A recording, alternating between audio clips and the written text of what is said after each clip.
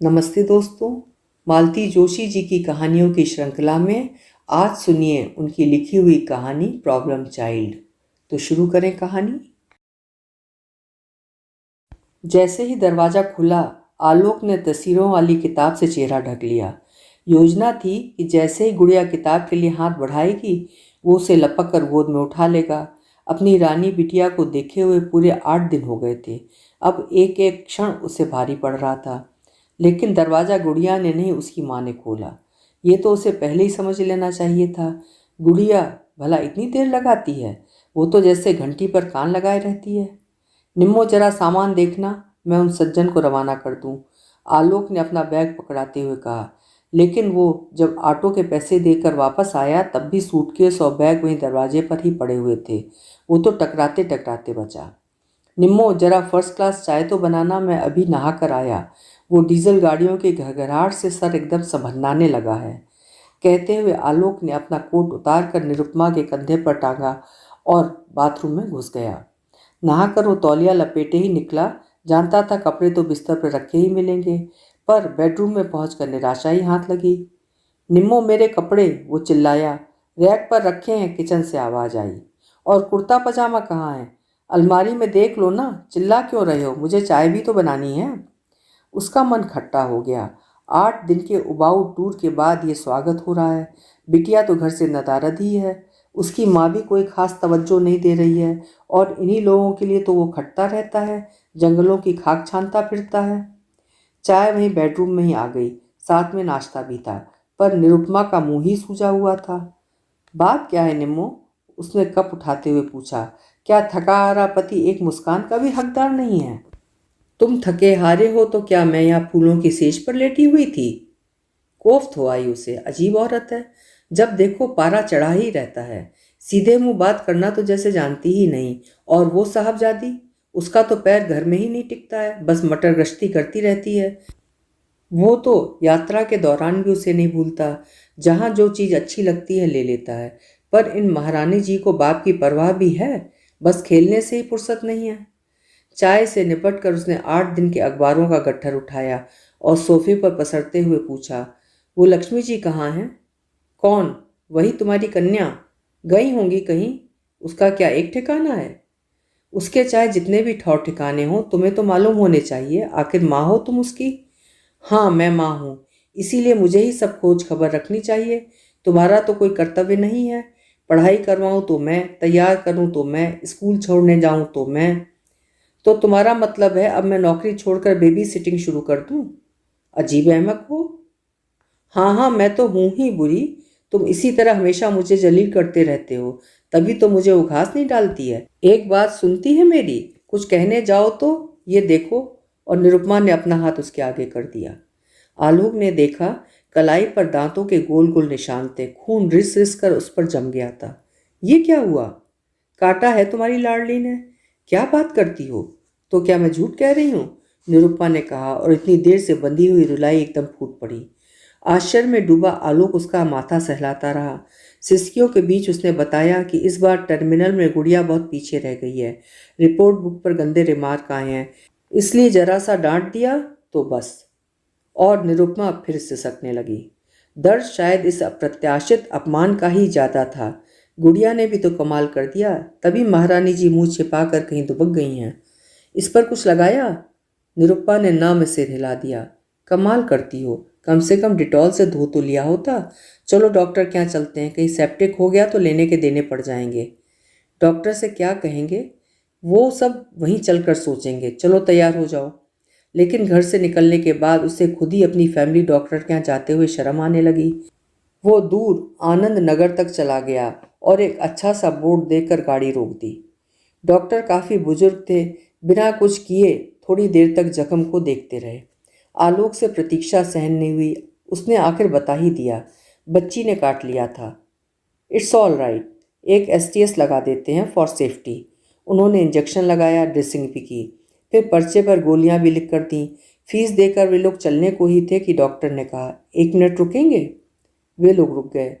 अपने इलाज की फीस तो मुझे मिल गई, पर एक सलाह मैं आपको मुफ्त में दूंगा। मेरा विश्वास है कि मेरी बुजुर्गी का लिहाज करके आप सुन लेंगे।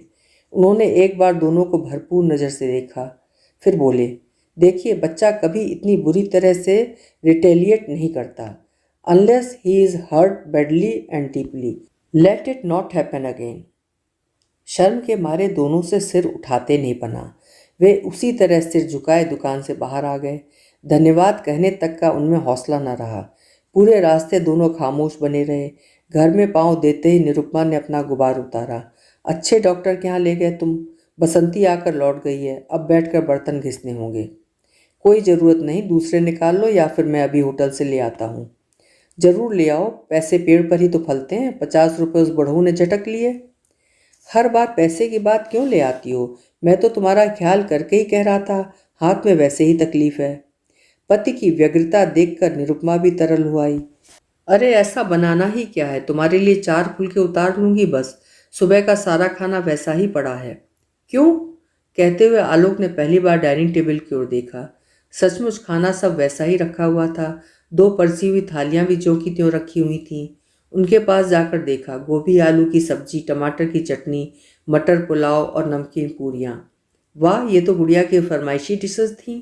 पापा टूर पर होते हैं तो खाना गुड़िया की पसंद का ही बनता है, और ऐसा मनपसंद खाना अनछुआ कैसे रह गया? क्या लड़की दोपहर से ही गायब है?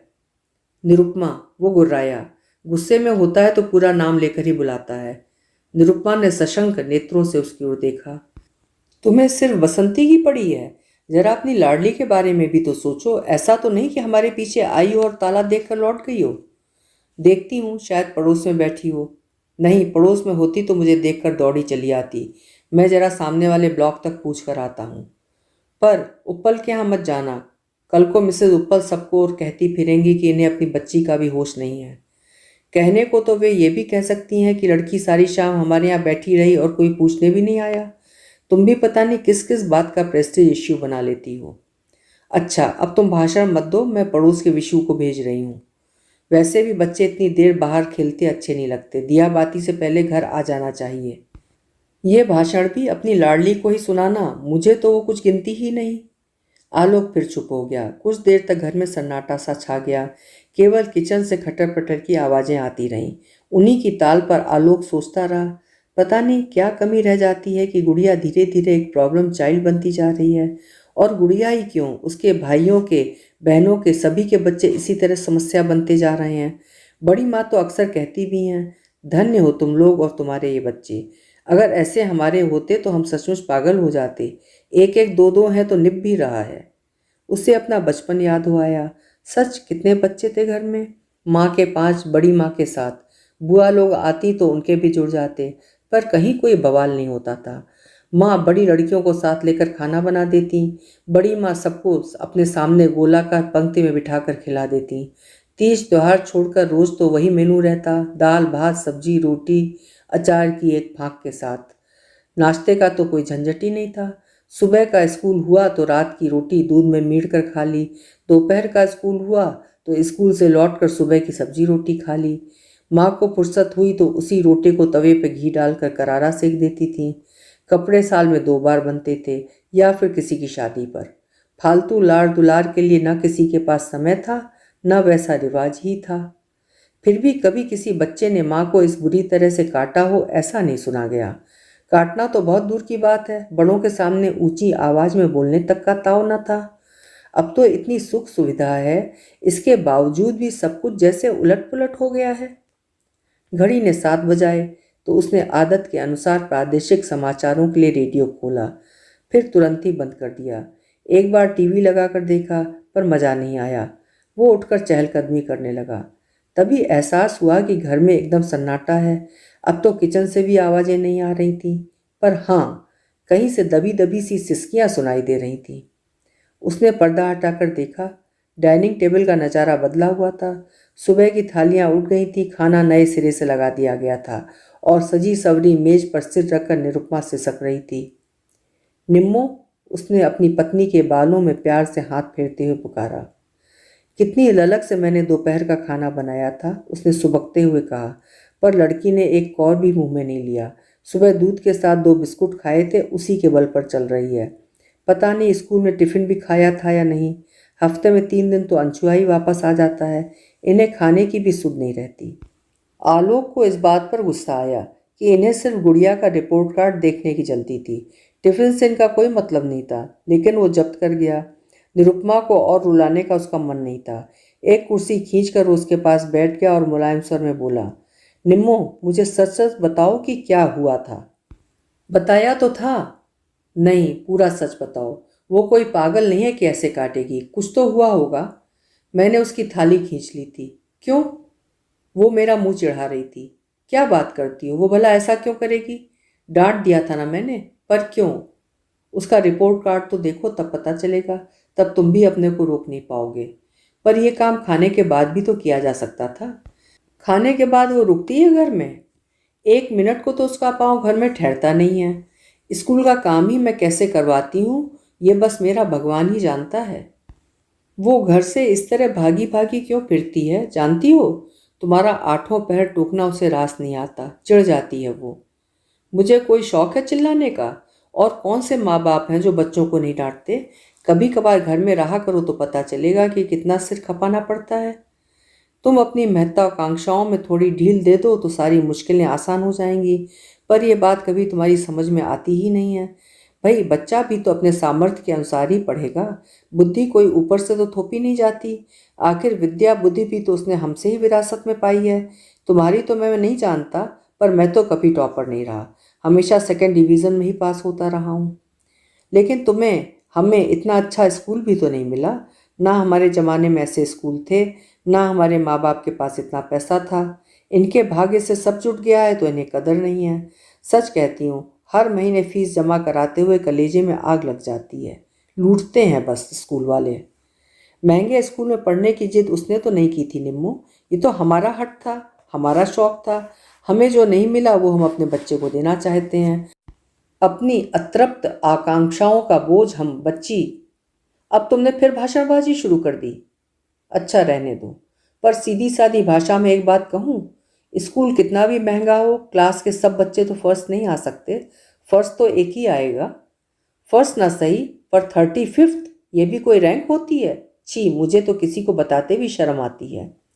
तो तुम्हारा गुस्सा शायद इसीलिए है कि अब तुम्हें अपनी सहेलियों के सामने नीचा देखना पड़ेगा। उनकी तरह तुम डींग नहीं हाँक सकोगी। जरूर तुमने कपूर के बॉबी का या मेहता के सुमन का जिक्र किया होगा, तभी तो इतना चिढ़ गई होगी। निरुपमा का चेहरा फिर तमतमाने लगा था। तभी दरवाजे की घंटी बजी। आलोक ने लपक दरवाज़ा खोला, पर अफसोस, सामने वाजपेयी जी की उर्मिला खड़ी थी। उसे देखकर याद आया कि आज बुधवार है और 8 बजने ही वाले हैं। नमस्ते भाई साहब। नमस्ते, आलोक ने बेमन से प्रति नमस्कार किया। आज आपको दरवाज़ा खोलना पड़ा? गुड़िया कहाँ है, पढ़ रही है क्या? सहेली क्या बर्थडे पार्टी में गई है। आलोक अवाक रह गया। निरुपमा ने कितनी जल्दी और कितने सहज भाव से उत्तर गढ़ लिया था। काश यही सच होता।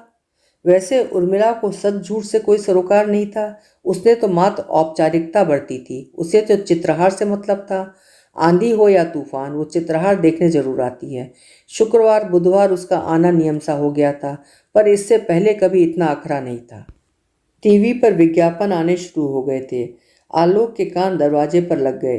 कहीं भी खेलती रहे लड़की, विज्ञापन के समय उस घर में उसका आना निश्चित था। इसी विश्वास के बल पर वो इतनी देर से अपने को रोके हुए था। उसी प्रतीक्षा करते हुए मन ही मन अपना पाठ दोहरा रहा था। क्या करेगा वो? पहले डांटेगा या प्यार करेगा? पहली डांट रिजल्ट के लिए होगी या बदतमीजी के लिए? सजा के तौर पर वो खिलौने आज नहीं देगा। तस्वीरों वाली किताब तो वो देख ही लेगी सामने जो पड़ी है, या उसे भी छुपा देना ठीक होगा। खैर, ये सब तो बाद में सोचा जाएगा। सबसे पहले तो वो उसे जी भर कर विज्ञापन देखने देगा। लड़की जैसे जान छिड़कती है उस पर, उसकी तो जैसे समाधि लग जाती है, पलक तक नहीं झपकाती। स्कूल से उपहार स्वरूप मिली जुओं के निष्कासन के लिए निरुपमा को यह समय उपयुक्त लगता है। लड़की जगह से हिलती भी नहीं है।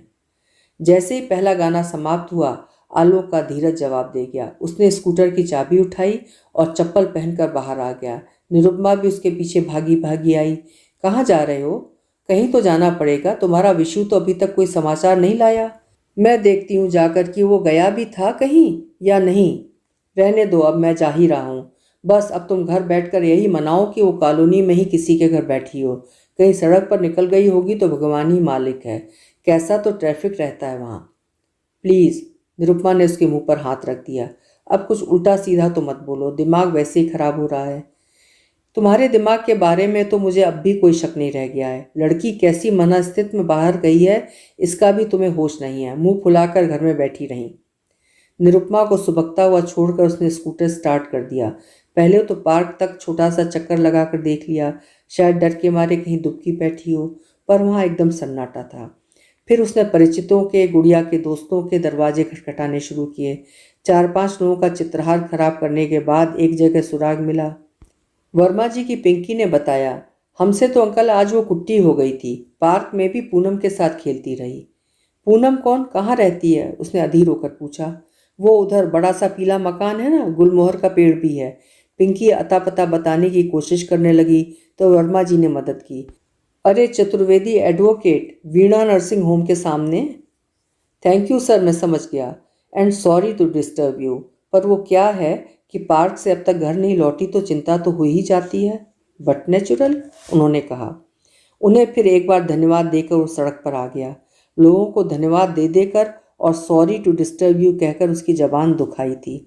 अब चतुर्वेदी जी के यहाँ जाकर फिर वही सब दोहराना पड़ेगा। ईश्वर करे वो उसका अंतिम पड़ाव हो। अगर गुड़िया वहाँ भी नहीं हुई तो? उसे निरुपमा पर बहुत गुस्सा आ रहा था।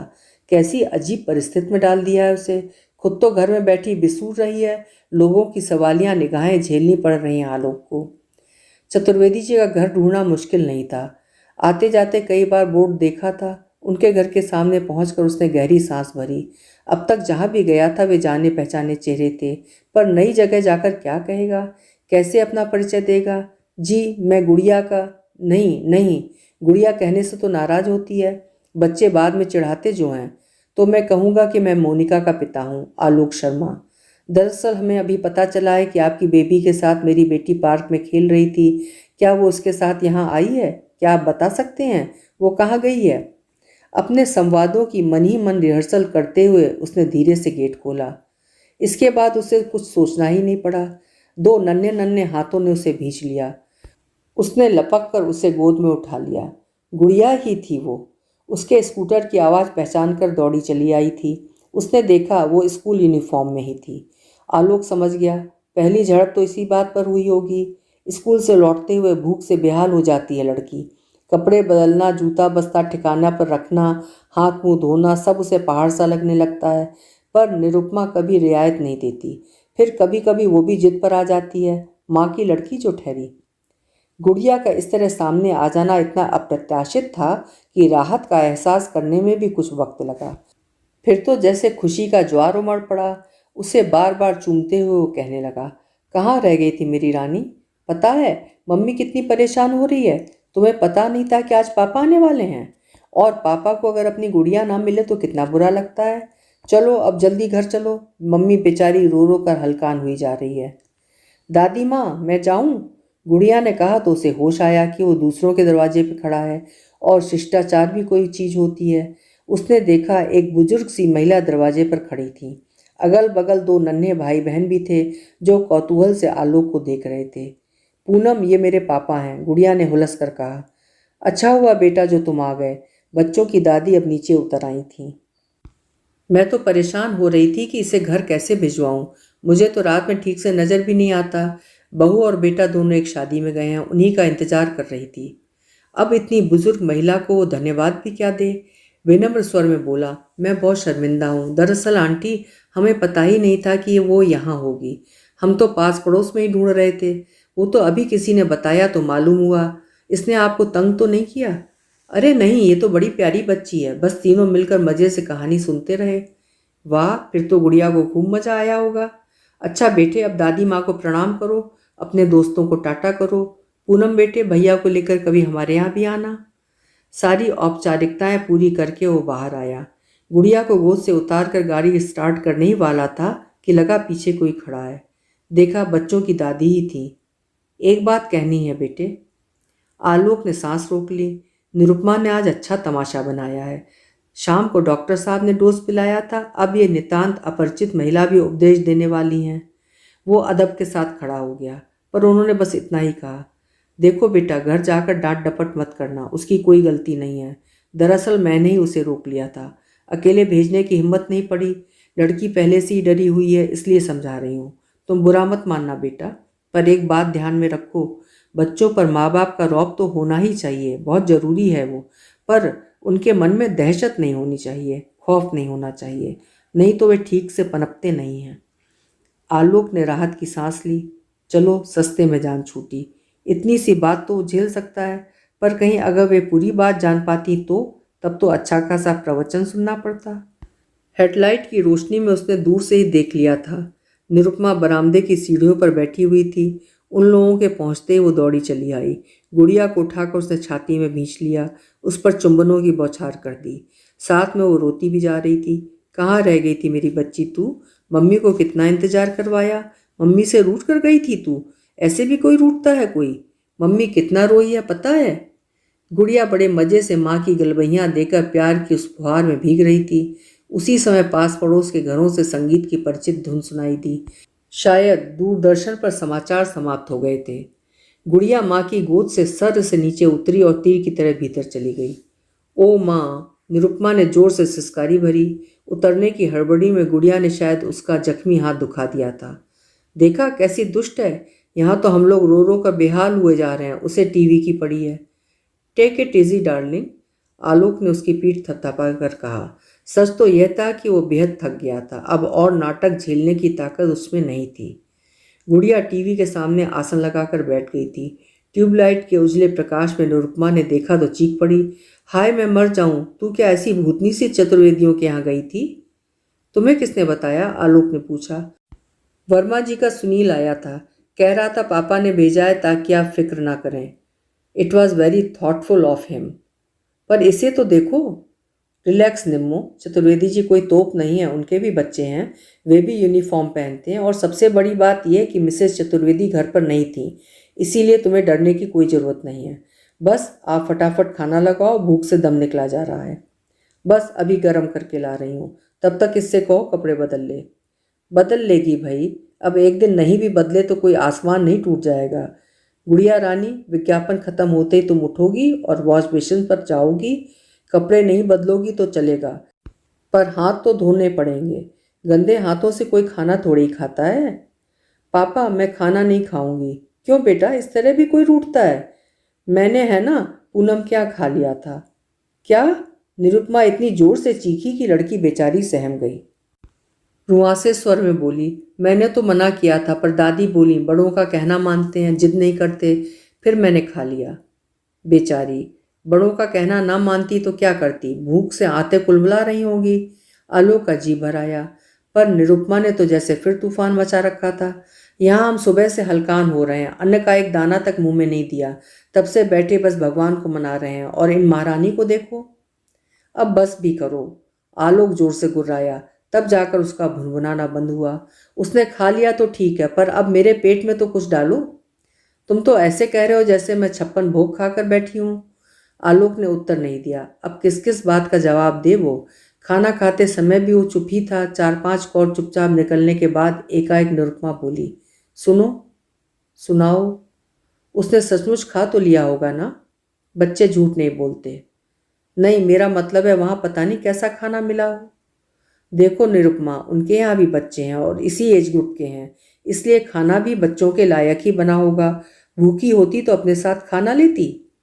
खैर भूखी क्यों रहेगी, वहाँ तो खा ही लिया होगा। वहाँ नखरे उठाने वाला था ही कौन? यहाँ तो मम्मी बैठी है ना, मम्मी को तंग करने की ही तो उसने जैसे कसम खा रखी है। निम्मो, तुम भी कमाल की चीज़ हो, भगवान ने तुम्हें बड़ी फुर्सत से बनाया है। क्या हुआ? सोचता हूँ तुम पर एक थीसिस लिख डालूं। पिछले साल रेवती बीएड के लिए प्रॉब्लम चाइल्ड की एक फाइल तैयार कर रही थी, याद है? खूब याद है। तुमने कहा था कि एक प्रॉब्लम चाइल्ड तो अपने घर में ही मौजूद है। निरुपमा ने मुंह फुलाकर कहा। उसका गुस्सा अब तक ताज़ा था। अरे वो तो मैंने मजाक किया था, पर अब एक बात सीरियसली सोच रहा हूँ कि प्रॉब्लमेटिक मदर्स पर रिसर्च कर डालूँ। सच, तुमसे अच्छा नमूना तो मिल ही नहीं सकता। निरुपमा ने आंखें तरेर कर उसकी ओर देखा। वो उसी तरह शरारती मुस्कान फेंकता हुआ हाथ धोने चला गया।